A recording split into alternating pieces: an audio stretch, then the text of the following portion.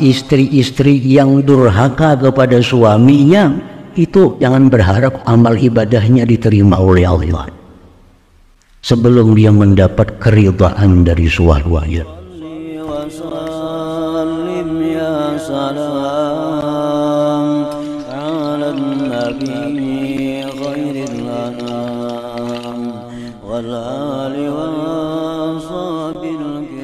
Bismillahirrahmanirrahim. Alhamdulillah al-jamili sitru, al-muhiti ilmu, al-wasi'i karamuhu wa awahu. Ashhadu an la ilaha illallah wahdahu la sharika lahul qawiyyu sultanuh, wa ashhadu anna sayyidana Muhammadan abduhu wa rasuluhul azimu khuluquh. Allahumma salli wa sallim wa barik ala sayyidina Muhammadin ar-rafi'i sya'nuh wa ala alihi wa sahbihi wa dzurriyyatihi wa man ilallahi himmatuhu wa qasduh, amma ba'd. Yang kita hormati dan kita cintai para habaib dan para ulama, para muhibbin, hadirin hadirat rahimakumullah. Alhamdulillah, puji dan syukur kehadirat Allah subhanahu wa ta'ala yang malam ini mengumpulkan kita dan mempertemukan kita kembali di majlis yang penuh rahmat dan berkah. Salawat dan salam keharibaan junjungan kita Nabi besar Muhammad sallallahu alaihi wasallam dan seluruh keluarga, sahabat dan zuriat beliau sampai hari akhir nanti.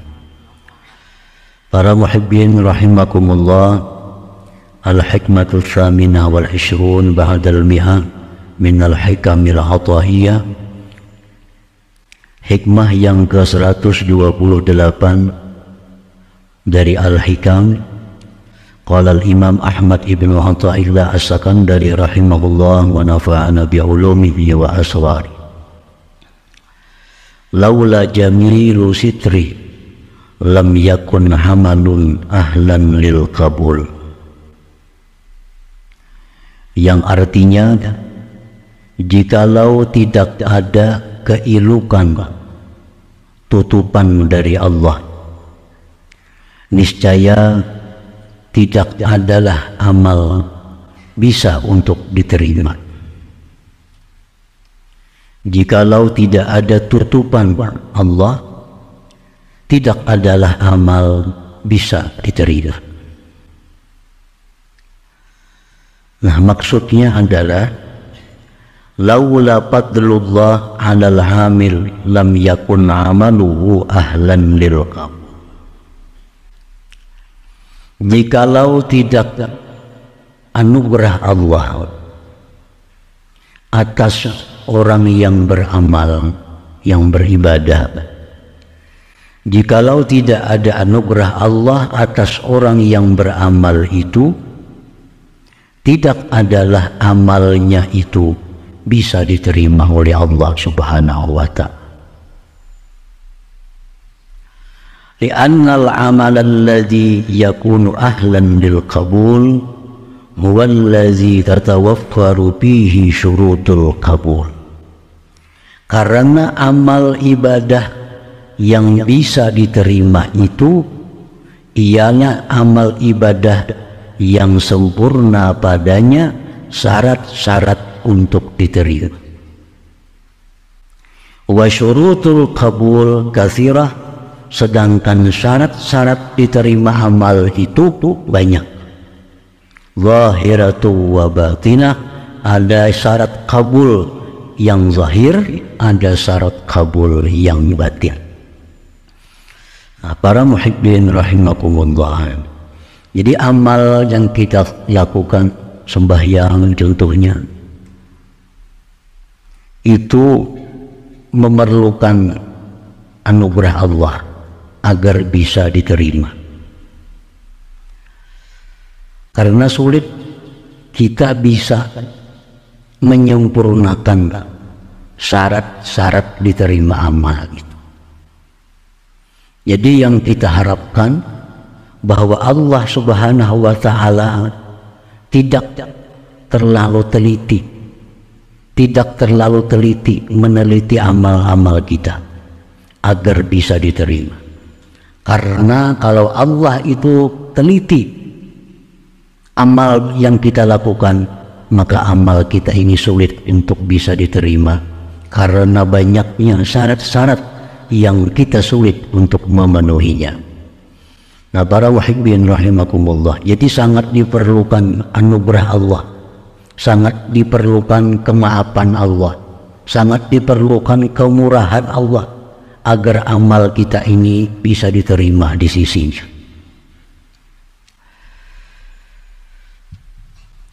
Syarat-syarat diterimanya sebuah ibadah ada yang zahir yang mesti kita penuhi, ada yang batin mesti kita penuhi. Az-zahirah, yang zahir contohnya ka'ayyakuna ta'amuhu wa syarabuhu wa libasuhu wa makanuhu halal, bahwa makanannya, minumannya, pakaiannya, tempatnya itu halal. Ini yang zahir. Tenaga yang kita dapatkan dari suatu makanan minuman itu mesti makanan minuman yang halal. Pakaian yang kita pakai mesti pakaian yang halal. Tempat yang kita tempati untuk beribadah itu mesti tempatnya halal. Ini syarat untuk diterimanya sebuah amal iman.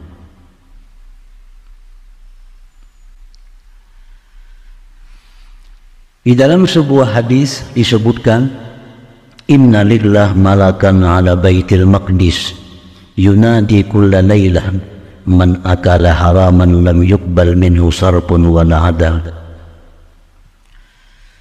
Bahwasanya Allah Subhanahu wa Ta'ala ada mempunyai malaikat yang tempatnya di Baitul Maqdis. Malaikat itu berseru setiap malam. Ujar malaikat itu, barang siapa yang memakan yang haram, tidak diterima baginya ibadah sunat maupun ibadah fardu. Nah, ini syarat yang zahir. Mesti makanan kita ini halal, minuman kita ini halal. Nah, itu pun kita sudah sulit untuk memastikan bahwa yang kita makan ini halal. Cuma kita hanya berharap,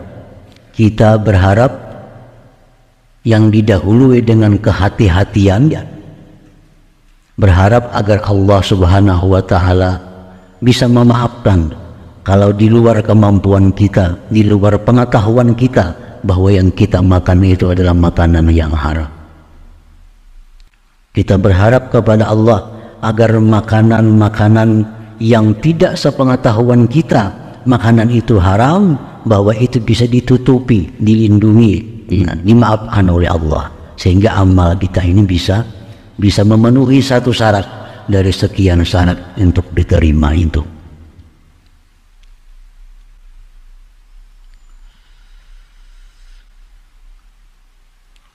Ibnu Abbas radhiyallahu anhu berkata, la yaqbalullah salatal abdi wa fi jawfihi syai'un minal haram. Tidak menerima Allah sembahyang seorang hamba sedangkan di dalam perutnya, dalam rongganya ada sesuatu daripada barang yang haram. Di dalam hadis disebutkan lagi bahwa satu suap makanan yang haram itu mengakibatkan 40 hari ibadah kita ditolak oleh Allah. Nah, demikian sulitnya kita memenuhi syarat-syarat itu.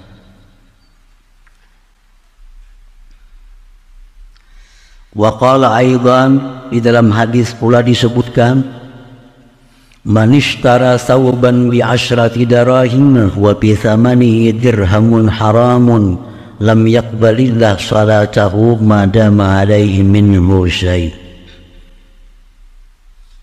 Barang siapa yang membeli pakaian 10 dirham harganya umpamanya,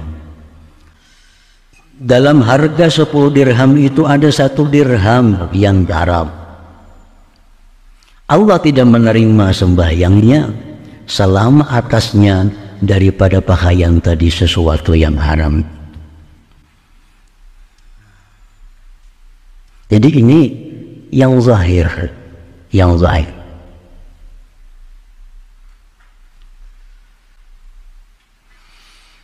Para muhibbin rahimakumullah, kalau sudah kita nyata-nyata melakukan yang haram, sudah nyata-nyata kita makan makanan yang haram, itu kita kada bisa mengharapkan anugerah Allah untuk bisa diterima, karena sudah nyata-nyata dengan sengaja kita makan makanan yang haram. Yang berharap dapat anugerah Allah ini orang yang sudah hati-hati, orang yang sudah berhati-hati. Tetapi kehati-hatian itu terbatas.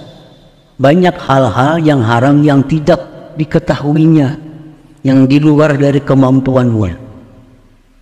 Nah, itu yang bisa berharap Allah menerima ibadahnya. Itu yang bisa berharap bahwa Allah memaafkannya dari karena memakan yang haram, yang di luar pengetahuan wajib, yang di luar kesengajaannya. Nah, kalau kita sudah nyata makan yang nyata-nyata hasil yang haram, hasil pakaian didapat dari yang haram, itu kita pakai pakaian yang dari haram ini, kita makan makanan yang duitnya dari yang haram, lalu kita berharap bahwa kita dimaafkan oleh Allah, nah itu tidak akan terjadi, tidak akan mungkin. Kalau berharap, berhenti terlebih dahulu, taubat terlebih dahulu, nah berharap kemudian. Para muhibbin rahimakumullah, contohnya yang zahir lagi, syarat kabul itu seperti ridhal walidain, keridhaan dua orang tua kita. Orang-orang yang durhaka kepada ibu bapaknya, ini Allah tidak ridha kepadanya. Ridha Allah fi ridhal walidain. Keridhaan Allah itu terletak pada keridhaan ibu bapak.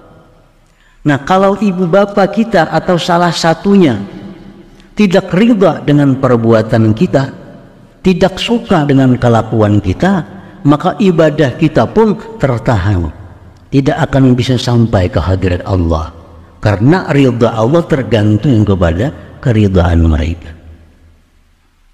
Orang durhaka lawan ibu bapak, lalunya ahli ibadah, ibadahnya sia-sia. Ahli ibadah, ahli wirid, ahli tahajud, puasa tiap hari, tapi dengan ibu bapak durhaka, nah ini sia-sia ibadahnya, ditolak oleh Allah Subhanahu wa ta'ala. Ridha zauj, contohnya lagi yang zahir, ridhanya suami. Perempuan-perempuan, istri-istri yang durhaka kepada suaminya, itu jangan berharap amal ibadahnya diterima oleh Allah sebelum dia mendapat keridhaan dari suaminya. Apabila seorang perempuan ini pernah melanggar apa yang dilarang oleh suami, nah ini durhaka kepada suami, beribadah setelah itu ibadahnya tertolak sebelum dapat keridhaan daripada suami. Nah ini contoh syarat-syarat diterima amal yang zahir. Contohnya lagi as-sahna, berbantah. Orang yang berbantah lebih dari 3 hari, nah itu pun amal ibadahnya tertahan, tidak akan bisa sampai ke hadirat Allah kalau belum beres, kalau belum islah perbantahan itu. Jadi sangat banyak syarat-syarat untuk diterimanya sebuah amal itu di sisi Allah Subhanahu wa ta'ala. Para muhibbin rahimakumullah. Wa ammal batinah, adapun syarat-syarat yang batin untuk diterimanya sebuah amal, minha setengahnya al-ikhlas. Ikhlas. Bi ayya'mala lillah, dengan dia beramal itu karena Allah. Nah, dia beramal itu karena Allah. Baik karena Allah itu menjunjung perintah Allah, atau mendekatkan diri kepada Allah, atau mendapatkan keridhaan Allah, itu termasuk karena Allah. Atau takut terhadap Allah, atau mengharapkan kasih sayang Allah, itu termasuk ikhlas. Dia beribadah karena diperintah Allah, ikhlas. Dia beribadah karena mendekatkan diri kepada Allah, ikhlas. Dia beribadah untuk keridhaan Allah, ikhlas. Dia beribadah agar dijauhkan dari azab Allah, termasuk ikhlas walaupun kedudukannya rendah. Dia beribadah agar diberi rahmat oleh Allah, ikhlas. Pokoknya ikhlas itu artinya ayya'mala lillah, bahwa dia beramal betul. La li talabi hamdin nas wa ta'zimihim wa jazaihim, tidak ada tujuan beramal itu mencari simpati manusia, tujuan pujian manusia. Tidak ada beramal itu mencari pujian manusia, mencari kehormatan, keagungan di sisi manusia, dan balasan manusia. Nah, apabila kita beribadah, beramal dengan tujuan bahwa agar dipuji, agar dihormati, agar dibalas perbuatan baik kita oleh manusia, itu sudah tidak ikhlas. Artinya amal itu sudah ditolak oleh Allah Subhanahu wa ta'ala. Karena di antara syarat kabul amal itu adalah al-ikhlas. Qala ta'ala, Allah Ta'ala berfirman, "Faman kana yarju liqa'a rabbih falya'mal 'amalan shalihan wa la yusyrik bi ibadati rabbih ahada." Barang siapa yang hendak, siapa yang ingin mengharapkan berjumpa Allah, maka beramallah amal saleh dan jangan menyekutukan dengan ibadah itu seseorang jua pun. Jadi kalau beribadah kepada Allah itu tidak bisa niat bercabang. Misalnya beribadah karena Allah dan agar dipuji oleh orang. Nah, itu artinya menyekutukan. Dia beribadah karena Allah agar dimuliakan manusia. Nah, Rasulullah SAW bersabda, Allah Subhanahu wa ta'ala berfirman, "Man 'amila 'amalan asyraka ma'i fihi ghairi fahuwa lilladzi asyrak wa ana minhu bari." Siapa yang beramal satu amalan, dia sekutukan besertaku pada amalan itu selain aku. Ya tadi, beramal karena Allah sekaligus karena untuk dipuji, untuk dihargai. Nah, Allah Subhanahu wa ta'ala berfirman dalam hadis qudsi, "Fa huwa lilladzi asyrak wa ana minhu bari." Ujar Tuhan, itu hanya untuk sekutuku dan aku tidak akan ikut campur dengan. Aku berlepas. Jadi Allah Subhanahu wa ta'ala itu kada bisa disekutukan tujuan kita. Kalau tujuan karena Allah, ya karena Allah.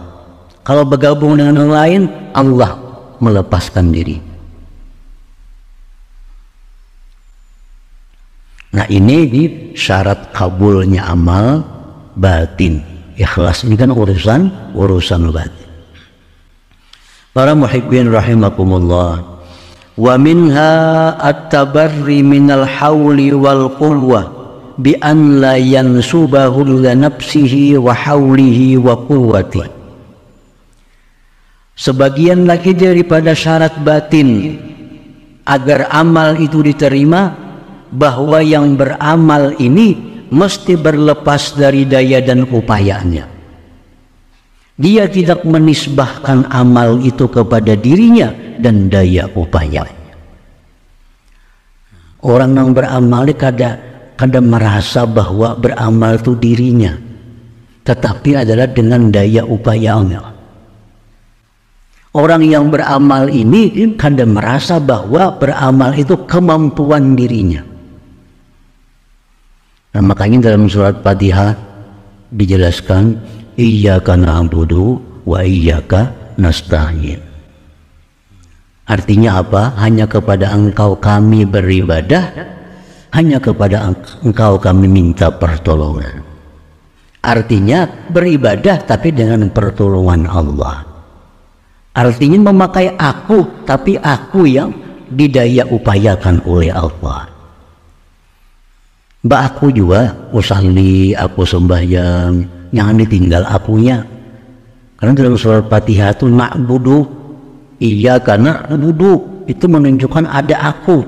Tapi aku ini aku yang tidak bisa lepas daripada nasta'in, aku yang tidak bisa lepas dari daya dan upaya Allah Subhanahu wa ta'ala. Jadi orang mengatakan bahwa sembahyang mbak aku dia syirik, kada mbak akuan, kada sembahyang ngarannya. Siapa yang sembahyang? Allah Ta'ala sembahyang. Allah memerintahkan kita sembahyang. Jadi aku sembahyang, cuma aku yang didaya dan upayakan oleh Allah Subhanahu wa ta'ala. Jangan menisbahkan amal kepada diri sendiri.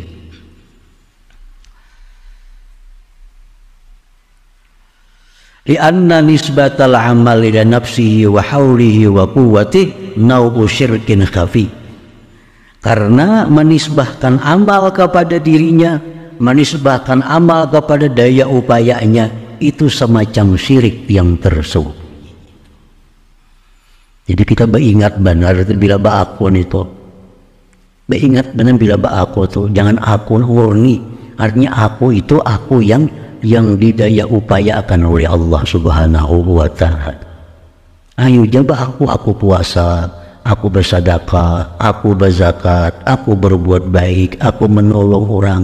Tapi jangan sampai lupa, aku itu aku yang tidak berdaya, aku yang didaya upayakan oleh Allah. Bila kada ingat itunya, nah itu menggugurkan amal, menggugurkan pahala amal.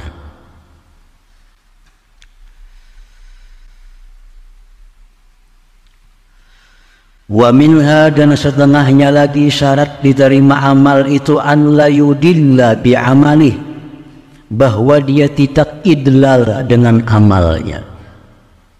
Fala yara bi amalihi 'ala Allah haqqan wa idlala, dia tidak melihat dengan amalnya itu atas Allah suatu hak dan suatu jasa.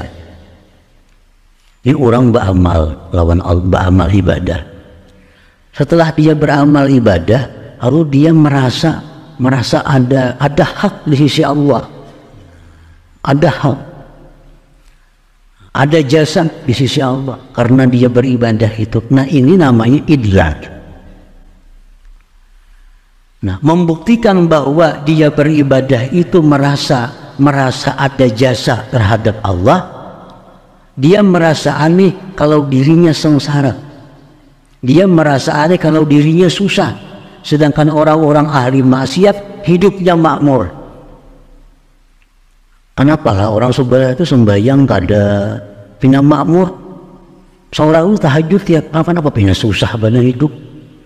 Nah ini idlal, ini merasa bahwa dengan ibadah itu ada semacam jasa, semacam hak di sisi Allah. Nah bila demikian ini menggugurkan amal.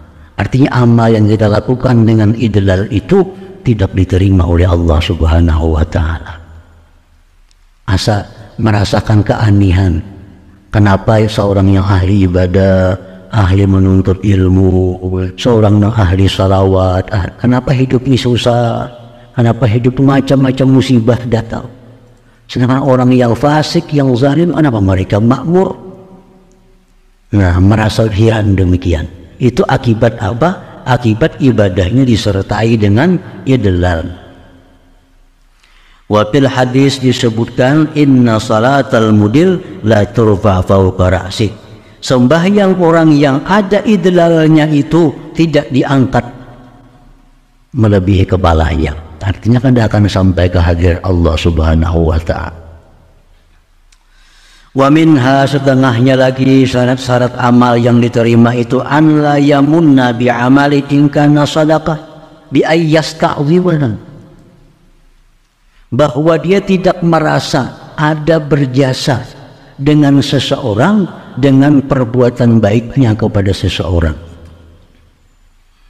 Kita misal mengongkosi orang sekolah, akhirnya dia jadi insinyur, akhirnya dia sampai kepada S3. Lalu kita mengongkosnya ada rasa berjasa. Nah, ini menyebabkan kehilangan pahala ibadah. Kan banyak kita merasa berjasa tuh.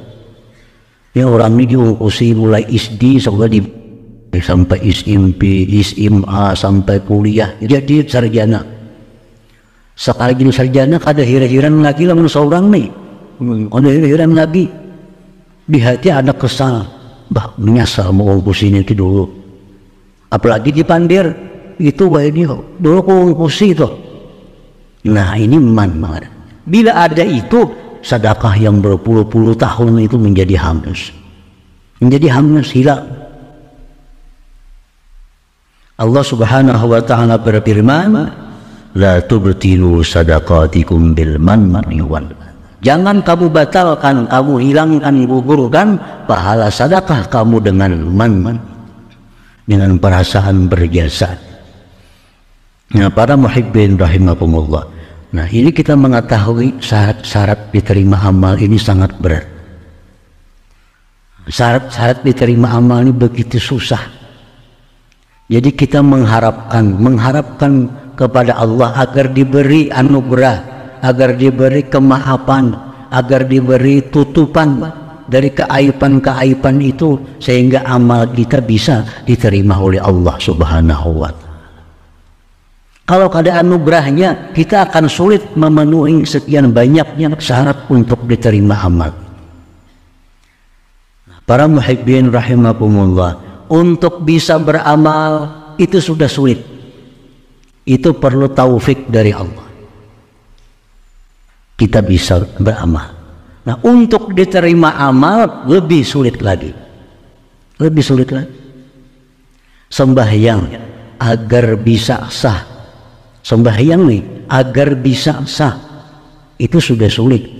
Kita harus melaksanakan rukun-rukunnya, menghindari pembatalnya dan sebagainya. Nah, supaya sah sembahyang kita itu sudah sulit. Nah, supaya diterima sembahyang lebih sulit. Nah, jadi kita walaupun kita rajin beribadah, walaupun kita rajin sembahyang, maka tambah banyak lagi harap kita kepada Allah agar amal yang demikian penuh kekurangan ini bisa diterima oleh Allah Subhanahu wa ta'ala. Para muhibbin rahimakumullah, Yahya bin Mu'adz, salah seorang imam sufi, berkata, manusia itu terdiri dari tubuh yang banyak aibnya. Dan manusia itu ada mempunyai hati yang banyak aibnya. Kan hati kita ini banyak aibnya juga. Tubuh sudah banyak kelemahannya, hati sudah banyak aibnya. Apakah mungkin dari tubuh yang aib, dari hati yang aib, keluar perbuatan yang bersih? Maulah. Awaknya sudah rigat, hatinya rigat, keluar perbuatan yang bersih. Nah, itu kada mau. Nah, kecuali jadi sidin dengan anugerah Allah, dengan kemaafan Allah. Nah, para muhibbin rahimakumullah, jadi makin banyak amal, makin banyak harap kita terhadap kemaafan Allah, agar bisa amal ibadah itu diterima oleh Allah Subhanahu wa ta'ala. karena ada syarat-syarat zahir yang kita penuhi, syarat-syarat batin yang kita penuhi. Sesudah kita berusaha semaksimal mungkin, nah disitulah kita berharap kepada Allah Subhanahu wa Ta'ala. Nah selanjutnya hikmah yang ke-29, hadratin Nabi sallallahu alaihi wasallam al-Fatihah. Istirahatnya selalu harus tampil.